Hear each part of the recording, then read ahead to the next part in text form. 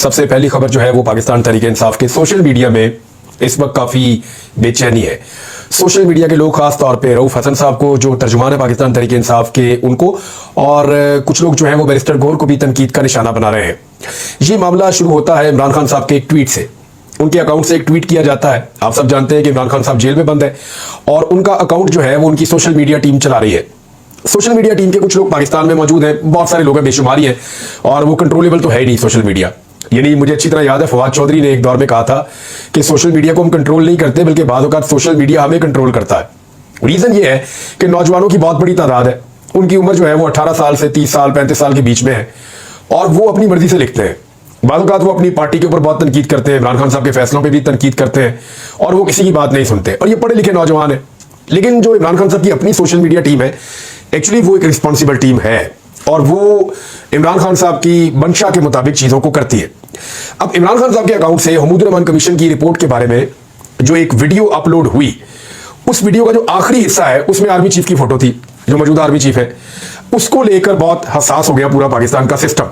वो ये कह रहे हैं कि तकाबली जायजा अगर है तो क्या आप मौजूदा आर्मी चीफ को उस दौर के आर्मी चीफ के साथ मिला रहे हैं। यानी इरफान सिद्दीकी साहब का स्टेटमेंट है, वो मैं आपको बता देता हूँ। इरफान सिद्दीकी साहब जो हैं वो अपने स्टेटमेंट में ये फरमा रहे हैं कि पाकिस्तान तहरीक इंसाफ के बानी चेयरमैन इमरान खान साहब खुद को शेख मुजीबुर रहमान और आर्मी चीफ को जो है वो जनरल याया कह रहे हैं। तो आज की मुफ्ती बानी कौन है, इस किस्म का उन्होंने सवाल उठाया हुआ है। देखिए, वैसे अगर देखा जाए तो हर दौर के हालात अलग होते हैं। 71 के हालात और तरह के थे, आज के हालात और तरह के हैं।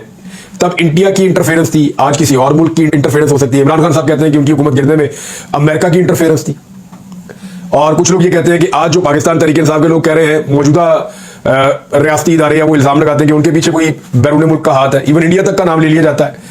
तो ये चीजें वक्त के साथ साथ चेंज होती हैं। सिनेरियोज में ये देखा जाता है कि माजी में जो गलतियां हमने की, क्या वो हम आज कर रहे हैं, ये बड़ा सवाल है। इरफान सिद्दीकी साहब जैसा जो पढ़ा लिखा आदमी है, जिन्होंने सारी जिंदगी जर्नलिज्म में गुजारी, उनको कम से कम इस बात का आइडिया होना चाहिए था कि मुमासलत का मतलब क्या है, कि कोई मुक्ति बाणी तो दोबारा नहीं ढूंढनी ना। मुमासलत का मतलब यह है कि माजी में जो गलतियां हो गई, मुमासलत वो इस चीज पर बता रहे हैं कि माजी में इलेक्शन में मैंडेट था एक पार्टी का, वो दूसरी पार्टी को मिल गया, उसका पाकिस्तान को नुकसान हुआ। आज भी वो ये कह रहे हैं कि मैंडेट था एक पार्टी का, वो बाकी पार्टियों को मिल गया, उसका भी पाकिस्तान को नुकसान हो सकता है। तो वो उन चीजों को इकट्ठा करके कहना चाह रहे हैं। हाँ, प्रेजेंटेशन के ऊपर बात की जा सकती है कि जो चीज उन्होंने की, और इसी के ऊपर एक्चुअली पूछा जा रहा है। जो रऊफ हसन साहब है वो थोड़े डिफेंसिव नजर आए। काशिफ अब्बासी साहब के साथ वो इंटरव्यू कर रहे थे, उसमें बैरिस्टर गौर और इनके हवाले से कुछ खबरें शाया हुई हैं अखबारात में। तस्दीक तो दोनों साहिबान ने नहीं की, वो बताएंगे।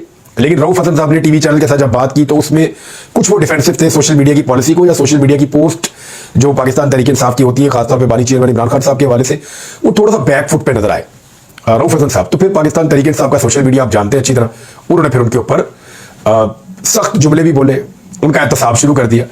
अब जो खबर है वो ये कह रही है कि FIA को जो स्टेटमेंट दिया है उसमें बैरिस्टर गौर साहब ने भी कहा है कि अदम इत्तफाक किया है वीडियो अपलोड करने के ख्याल से, और तस्दीक की है कि दो लोगों का उन्होंने नाम लिया, एक जबरान रियाज साहब जो अमेरिका में है, और एक अजहर बशवानी साहब जो भी पाकिस्तान में मौजूद नहीं है। इन दोनों के बारे में कहा गया कि ये बाहर से अकाउंट चलाते हैं, पाकिस्तान के बाहर से। अब पता नहीं बैरिस्टर गौर साहब ने स्टेटमेंट दिया है या फिर FIA के सोर्सेज ने ये स्टेटमेंट जो है वो पाकिस्तान के मीडिया को दे दिया है। लेकिन ये बात जानते हैं सब लोग कि जबरान रियाज साहब हो या अजहर बशवानी साहब हो, वो पाकिस्तान तहरीक इंसाफ के बड़े वफादार कारकुन है, और इमरान खान साहब के बड़े करीबी लोगों में से एक है, और ये पाकिस्तान तहरीक इंसाफ के सोशल मीडिया में बहुत ठीक ठाक इन्फ्लुएंस भी रखते हैं। अब सोशल मीडिया के लोग कह रहे हैं जी हमने जो किया हमने ठीक किया, और दूसरी तरफ जो है वो पार्टी की क़यादत कह रही है वो अपने आप को इससे कोई डिस्टेंस कर रही है, इससे एक सिचुएशन क्रिएट हो रही है। ज्यादा तनकीद एक बात पर हो रही है, और मैं चाहता हूं उस पर थोड़ी सी बात हो जाए। काशिफ अब्बासी साहब ने एक बात पूछी, उन्होंने कहा जी पाकिस्तान के अंदर जो लोग रहते हैं उनको फेस करना पड़ता है, यानी आपके मुंह पे भी एक निशान है वो रऊफ हसन साहब को, और जो लोग पाकिस्तान से बाहर मौजूद हैं उनको ये फेस नहीं करना पड़ता। तो दोनों के लिखने और बोलने में फर्क हो सकता है, ये बात बिल्कुल ठीक है। देखिए, इसको अगर आप एक एंगल से और लें कि जो लोग हमारे दोस्त, जानने वाले या पॉलिटिकल पार्टी के लोग जो पाकिस्तान से बाहर चले गए, एक दौर में PMLN के भी कुछ लोग पाकिस्तान से बाहर चले गए थे, पीपल्स पार्टी के कुछ लोग भी पाकिस्तान से बाहर चले गए थे। तो जब लोग पाकिस्तान से बाहर चले जाते हैं तो उसका मकसद क्या होता है? एक्चुअली वो पाकिस्तान में बोल नहीं पा रहे होते, पाकिस्तान में अपनी बात सामने रख नहीं पा रहे होते, और अगर वो बात करते हैं तो फिर उसके कॉन्सिक्वेंसेस होते हैं, उसके नताइज होते हैं पाकिस्तान में। तो बहुत मुश्किल होता है पाकिस्तान में खड़े होकर बात करना। यानी पाकिस्तान से बाहर अगर आप मौजूद हैं और आप इमरान खान के सबसे बड़े मुखालिफ को आप वहां पे मुर्दाबाद कह देते हैं, तो पाकिस्तान में अगर कोई आदमी इमरान खान जिंदाबाद कह देता है तो ये एक बराबर है। यानी आप पाकिस्तान के अंदर दो तीन लेवल पे जाके बात कर देना वो बहुत मुश्किल है, वो बहुत बड़ी बात है। लेकिन जो पाकिस्तान से बाहर रहते हैं उनकी मुश्किलात और तरह की बहुत सारी है। जो पाकिस्तान से बाहर हैं, अपने घर से बाहर हैं, अपने रिश्तेदारों से बाहर हैं, अपनी सरजमीन से दूर हैं, फिर उनके माली मामलात भी होते हैं, लाइफ गुजारना भी मुश्किल होता है, एक नई जगह पे जाके अपने आप को एडजस्ट करना, दिल भी नहीं लगता, तकलीफ भी होती है। वो सारी तकलीफ वो बर्दाश्त करते हैं, बात बिल्कुल ठीक है। लेकिन वहां पे अगर वो किसी डेमोक्रेटिक कंट्री में मौजूद हैं तो उनकी जान को, उनके माल को, उनकी जिंदगी को उस तरह खतरा नहीं होता जैसे पाकिस्तान में होता है। यहाँ पे बंदा गिरफ्तार भी हो सकता है, यहाँ पे टॉर्चर भी हो सकता है, बंदे को गायब भी किया जा सकता है, बंदे को जख्मी किया जा सकता है, बंदा मौत के मुंह में जा सकता है। तो ये एक फर्क है जिसको थोड़ा सा अगर अंडरस्टैंड करेंगे ना सारे लोग, तो आपस में उनकी लड़ाई के इम्कानात कम हो जाएंगे। स्पेशली जो लोग पाकिस्तान से बाहर रहते हैं उनके दिमाग में ये बात आती है और वो ये गिला भी करते हैं कि पाकिस्तान में मौजूद लोग जो है वो अपनी इंटेंसिटी क्यों नहीं बढ़ा रहे, और ज्यादा बात करें, और ज्यादा बात करें। तो पाकिस्तान में जो लोग रहते हैं उनसे आप पूछिए वो बेचारे फिर कैसे बात कर रहे होते हैं और किस तकलीफ से गुजर रहे होते हैं। वो तकलीफ पाकिस्तान में बेशुमार लोगों ने बर्दाश्त की है। सबकी एक जैसी कैपेसिटी नहीं होती, कोई थोड़ा ज्यादा बर्दाश्त कर लेता है, कोई थोड़ा कम बर्दाश्त कर लेता है, लेकिन हर एक ने कुछ ना कुछ बर्दाश्त किया है। और जो लोग ओवरसीज है या पाकिस्तान से बाहर रहते हैं ना, उनके ऊपर कोई तनकीद नहीं है, कोई तनकीद नहीं है। पाकिस्तान के लिए उनका दिल धड़कता है, वो इंतहाई काबिल एहतराम है। लेकिन उनको ये समझना पड़ेगा कि जो लोग पाकिस्तान में रहते हैं उनके लिए वो बात करना थोड़ा सा मुश्किल रहता है जो वो लोग बाहर बैठ के कर लेते हैं नॉर्मली। मेरे ख्याल में इतना काफी है, ये चीज लोगों को समझ आ जाएगी। दो बड़ी इंपॉर्टेंट और चीजें हैं जो मैं आपके सामने रखना चाहता हूं। एक तो मियां महमूद रशीद साहब, उनके हवाले से खबर है उनकी तबीयत बहुत खराब थी और उसके बावजूद उनको अस्पताल से अपेंडिक्स का ऑपरेशन करने के बाद डिस्चार्ज कर दिया गया है। मोहम्मद उमैर साहब ने इसको रिपोर्ट किया। वो ये लिखते हैं कि तहरीक इंसाफ के मरकजी रहनुमा मियां महमूद रशीद, उनको सर्विसेज अस्पताल से डिस्चार्ज कर दिया गया है। अहले खाना ने मियां महमूद रशीद को अस्पताल से जबरी डिस्चार्ज करने की मजम्मत करते हुए कहा कि मियां महमूद रशीद की 2 दिन कबल अपेंडिक्स फटने पर सर्जरी की गई थी। अपेंडिक्स का जो ऑपरेशन होता है ना, ये पहले पेन आपको शुरू होती है, दर्द काफी ज्यादा आपकी बढ़ती है। मेरा क्योंकि अपेंडिक्स का ऑपरेशन हुआ है, जब दर्द आपकी काफी बढ़ती है तो फिर आपको ये ऑपरेट करवाना पड़ता है। लेकिन अगर खुदा ना खास्ता अपेंडिक्स फट जाए तो ये बड़ा सीरियस इशू हो जाता है। इसमें खुदा ना खास्ता ये बहुत सीवियर प्रॉब्लम हो सकती है इंसान को, ये तो जान पे बन जाती है। तो उसमें वो ये बता रहे हैं कि 2 दिन कबल अपेंडिक्स फटने पर उनकी सर्जरी की गई। मियां महमूद रशीद का अपेंडिक्स फटने पर मैदा शदीद मुतासिर हुआ। पंजाब हुकूमत ने जबरदस्ती महमूद रशीद को अस्पताल से जेल शिफ्ट कर दिया है। शदीद गर्म मौसम में महमूद रशीद का जख्म खराब होने का खदशा बढ़ गया है। महमूद रशीद को इस हालत में जेल शिफ्ट करना इंसानी हुकूक की पामाली है। डॉक्टर हसन महमूद जो उनके साहबजादे हैं मियां महमूद रशीद साहब के, वो ये बता रहे हैं मियां साहब खुद चलते हुए पैदल जो है वो अपनी उस गाड़ी में गए एम्बुलेंस में, वहां से उनको वापस जेल शिफ्ट कर दिया गया। मियां नवाज शरीफ साहब को मुझे याद है अच्छी तरह, जब मियां महमूद रशीद की हुकूमत थी तो यास्मीन राशिद साहबा वो भी हुकूमत में थी, तो नवाज शरीफ साहब अस्पताल आए तो 3-4 कमरे साथ वाले जो हैं वो सज गए थे। उनके सारे रिश्तेदार वहां पे मौजूद रहते थे। मियां साहब के लिए स्पेशल अरेंजमेंट्स किए गए थे अस्पताल के अंदर, वॉशरूम्स के अंदर, हर चीज़ के अंदर, और फूलों के गुलदस्ते हर वक्त, कारकुनों की तादाद आ रही है जा रही है, लीडर्स हर वक्त मियां नवाज शरीफ साहब के आसपास उनकी पार्टी के रहते थे। तो मियां साहब को बहुत फैसिलिटेट किया गया था। लेकिन अनफॉर्चुनेटली मियां साहब ने या उनकी साहबजादी ने कुछ नहीं सीखा मुश्किल वक्त से, और जैसे ही उनके पास आसानी का वक्त आया तो उन्होंने दूसरों के लिए उसी पंजाब को जहन्नुम बनाकर रख दिया है। एक मिसाल आपको मैं और दे देता हूं। सनम जावेद को अब गुजरावाला रावली कैंट के एक मुकदमे के अंदर गिरफ्तार करके बहुत बड़ी तादाद में पुलिस आई और उनको गुजरावाला शिफ्ट कर दिया गया है। सनम जावेद कौन है जी? एक पाकिस्तान तहरीक इंसाफ की कारकुन, एक आम कारकुन, जैसे बहुत सारे कारकुन आते हैं सड़कों के ऊपर एहतजाज करते हैं, और 9 मई में मुकदमे के अंदर उनको शामिल किया गया। मुमकिन है 9 मई के अंदर ये मुलविस भी हो, लेकिन एक मुकदमा हो सकता है ना। अब 5-6 शहरों के अंदर, मियांवाली के अंदर, सरगोदा के अंदर, मियांवाली पे भी 3 अलग अलग मुकामात पे, सरगोदा के अंदर, फिर गुजरावाला के अंदर, और फिर अब ये लाहौर के अंदर, तो जगह जगह तो मुकदमात में उनको मुलविस नहीं किया जा सकता ना। तो मेरी उनके शौहर से बात हुई, वो बेचारे रात 12 बजे तक जेल के बाहर खड़े रहे कि उनकी रोबकारें जमा हो गई हैं, उनकी तमाम केसेस में जमानतें हो गई हैं, लिहाजा उनको रिहाई मिल जानी चाहिए। लाहौर हाई कोर्ट में ये पटिशन मियां अली इशफाक साहब ने दायर की थी। मेरी मियां अली इशफाक साहब से भी बात हुई थी इस बारे में। उन्होंने कहा जी अब ये आज़ाद हो जाएगी, क्योंकि लाहौर हाई कोर्ट में ये यकीन दहानी हुकूमत की जानिब से करवाई गई थी कि इनके ऊपर ये आखिरी केस है, अगर इस केस में ये निकल जाती हैं तो ये रिहा हो जाएगी। फिर लाहौर हाई कोर्ट ने रिहाई का हुक्म जारी कर दिया, तो तमाम केसेस में बेल हो चुकी है। मियांवाली के 3 केसेस में भी बेल मिल गई थी, और अब बजाय इसके कि उनको रिहा किया जाता, 2.5 घंटे तक उनके घर वालों को इंतजार करवाया गया। वो सारे इंतजार कर रहे थे कि आखिरी रोबकार जमा हो गई, सब काम ठीक हो गया, अभी सनम जावेद बाहर आएगी, हम उसको लेकर घर चले जाएंगे। ये उनके घर वालों का आइडिया था। फैमिली के लोग भी पहुंचे हुए थे, उनके शौहर भी, माँ बाप सब गए हुए थे। लेकिन फिर अचानक हुआ ये कि गुजरावाला की पुलिस पहुंची, बहुत बड़ी तादाद में, उन्होंने जेल के बाहर एक घेरा बनाया और सनम जावेद को गुजरावाला पुलिस के हवाले कर दिया गया, और 1 दिन का राहदारी रिमांड सनम जावेद का दे दिया गया। गुजरावाला रावरी कैंट में जो मुकदमा है उसमें 51 लोगों को 5 साल की सजा पहले सुनाई गई है और इस मुकदमे में अब डाल दिया गया है सनम जावेद को। आलिया हमदा साहिबा भी इसी सूरत से गुजर रही है, यास्मीन राशिद साहिबा भी इसी सूरत से गुजर रही है।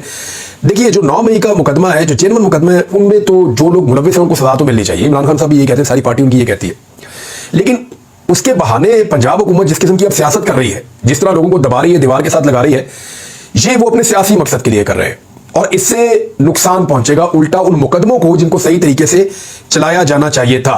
बहरहाल सनम जावेद ने बड़ी हिम्मत दिखाई और आज फिर उनकी जो तस्वीरें और वीडियोस आई वो मुस्कुराते हुए और हंसते हुए आई। उन्होंने कहा ये फैसलाबाद हो, गुजरावाला हो, कोई बात नहीं, सब अपने इलाके।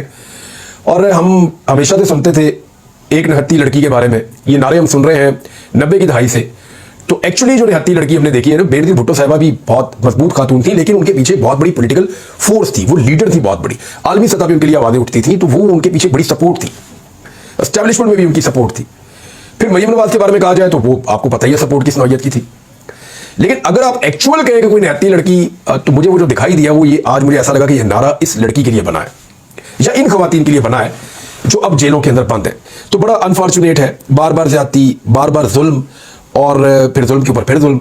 तो इसका सिलसिला रुकना चाहिए। रियासत को मेरे ख्याल में अब रास्ता निकालना चाहिए, पाकिस्तानियों के साथ मामलात को आगे बढ़ाना चाहिए। हाँ, जिसका जितना जुर्म है उतनी सजा उसके लिए होनी चाहिए ताकि आइंदा वो जुर्म ना करे। फजलुर रहमान साहब के बारे में एक बहुत बड़ी खबर मुझे पता चली, नाज़रीन आपके साथ शेयर कर देता हूं मैं। मौलाना फजलुर रहमान साहब को ज्यादा सीटें क्यों नहीं मिली, ये सवाल मेरे दिमाग में बड़े अरसे से आ रहा था और अब मैं आपको देने वाला हूं पक्की खबर कि उन्हें ज्यादा सीटें क्यों नहीं मिली। और फजलुर रहमान साहब को भी इस बात का आइडिया हो गया है। ये इंफॉर्मेशन उनके पास एग्जैक्ट नहीं है, लेकिन फजलुर रहमान साहब इस वीलॉग को सुनने के बाद इसको कंफर्म कर सकते हैं कि उनके साथ हाथ एक्चुअली किया किसने है। ये मुझे समझ नहीं आती थी कि फजलुर रहमान साहब पीडीएम के सदर, सबसे ज्यादा काम पीडीएम के सदर ने किया था ना, जो एक अलायंस बना हुआ था उसके जो सदर थे वो फजलुर रहमान साहब थे। पीएमएलएन, पीपल्स पार्टी, एमकेएम, बाकी सारे उसका हिस्सा बने थे। तो 13 जमाती इत्तेहाद में नंबर 1 पे फजलुर रहमान साहब खुद थे। तो फजलुर रहमान साहब को तो एक अच्छा शेयर मिलना चाहिए था उनकी खिदमत के एतराफ में। तो फजलुर रहमान साहब को एक अच्छा और बड़ा शेयर क्यों नहीं मिला? फर्ज करें जितनी सीटें उनकी पहले थी उससे दुगनी तो होनी चाहिए थी, दुगनी ना होती तो कोई 50% और बढ़ जाती, कुछ उनको ज्यादा मिल जाता, लेकिन मिला नहीं। ये बात हजम नहीं हो रही थी, समझ नहीं आ रही थी। तो अब मेरे एक सोर्स ने मुझे सारी इंफॉर्मेशन दी और हुआ यह था कि मियां नवाज शरीफ साहब ने जब इलेक्शन होने वाले थे 2024 के 8 फरवरी को, उससे पहले यह मुतालबा सामने रख दिया था कि मुझे हुकूमत में फजलुर रहमान नहीं चाहिए। और यह मुतालबा जो है वो हिला देने वाला मुतालबा था कि भाई फजलुर रहमान साहब को इन्होंने लीडर बनाया हुआ है, उन्हें हर चीज में आगे किया हुआ है, उनके बच्चों को ये एहतजाज में इस्तेमाल करते हैं, मदारिस से वो तलबा को लेकर आते हैं, उनकी अपनी जो फॉलोइंग है फजलुर रहमान साहब की अपनी, वो उसको भी निकाल कर इस्तेमाल करते हैं। इनके पल्ले तो कुछ नहीं था। आज उसी फजलुर रहमान को नवाज शरीफ साहब ऐसा क्यों कह रहे हैं? तो मियां साहब ने बड़ा क्लियरली और कैटेगोरिकली कहा कि भाई इलेक्शन के इस सौदे में मुझे फजलुर रहमान नहीं चाहिए, मैं उनसे इंडिपेंडेंट हुकूमत बनाना चाहता हूं। अब उसके रीजन मैं आपको देता हूं। फजलुर रहमान साहब ने जो गुजरा है ना, उन्होंने पीडीएम की जो सरकार है, इसमें पीडीएम के अपने लोगों ने बताया, जो वुजरा थे शहबाज शरीफ के अंडर काम कर रहे थे, जब पीडीएम की हुकूमत इमरान खान की हुकूमत गिराकर बनी थी ना, तो उस वक्त जो वुजरा काम कर रहे थे पीएमएलएन के और पीपल्स पार्टी के, उन्होंने ये पोल खोला है। उन्होंने कहा कि फजलुर रहमान साहब की पार्टी के वुजरा इस तरीके से काम कर रहे थे कि जैसे आज वजारत का आखिरी दिन है। बाकी आप समझदार हैं कि इनसे ज्यादा किसी ने हाथ नहीं मारा। यह बात पीएमएलएन और पीपल्स पार्टी के साबिक वुजरा, जो पीडीएम के पहले दौर में इमरान खान की हुकूमत गिरने के बाद जो बना था, उस वक्त जो वुजरा थे और जो उस वक्त हुकूमत के अंदर लोग मौजूद थे, वो ये कंफर्म करते हैं कि फजलुर रहमान साहब के जो वुजरा थे उन्होंने बहुत तबाही फेरी। तबाही तो सारी फेरते, लेकिन उन्होंने बहुत तबाही फेरी। इस पे मियां नवाज शरीफ साहब और पीएमएलएन की क़यादत खाइफ थी। उन्हें लगा कि अगर डिलीवर करना है या आगे बढ़ना है तो फजलुर रहमान साहब से जान छुड़वानी पड़ेगी, हमें फजलुर रहमान साहब के बगैर हुकूमत बनानी होगी, कुछ भी करके। तो इसलिए फजलुर रहमान साहब को उनका वो शेयर नहीं मिला। और ये बात पहले से तय हो चुकी थी कि फजलुर रहमान साहब को जो एक मैंडेट के ऊपर डाका डल रहा है पाकिस्तान तहरीके इंसाफ के, उसमें से फजलुर रहमान साहब को शेयर नहीं मिलेगा। हाँ, पीपल्स पार्टी को मिल जाएगा, एमकेएम को मिल जाएगा, पीएमएलएन को मिल जाएगा, और वो मिला भी, आपने देखा फॉर्म 47 के मुताबिक। लेकिन फजलुर रहमान साहब को शेयर नहीं मिला। अब फजलुर रहमान साहब कंफर्म कर लें कि उनको जो शेयर मिलना था या उनको जो इजाफी नशिस्तें मिलनी थी पाकिस्तान तहरीके इंसाफ को डैमेज करके, वो ना मिलने के पीछे मेन शख्सियत कौन थी। फजलुर रहमान साहब को बहुत जल्द इसका अंदाजा हो जाएगा कि उसके पीछे मियां नवाज शरीफ थे, जिन्होंने फजलुर रहमान साहब के बगैर हुकूमत में जाने का मुतालबा किया था, क्योंकि वो फजलुर रहमान साहब की बैसाखी नहीं पकड़ना चाहते थे। उन्हें आइडिया था कि इनके साथ चलना मुश्किल होगा। और भी चीजें बताता हूं बाद में, अब तक के लिए इतना अपना ख्याल रखिए।